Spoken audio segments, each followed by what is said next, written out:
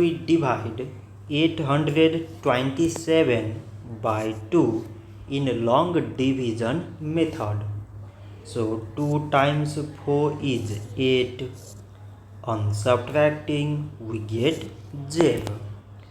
So now we put down these 2 and 2 times 1 is 2.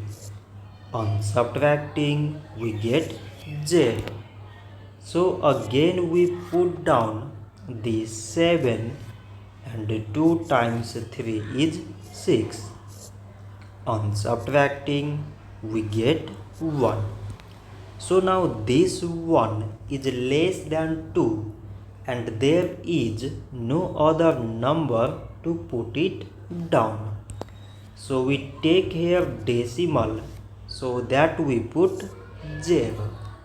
So it is 10 and 2 times 5 is 10.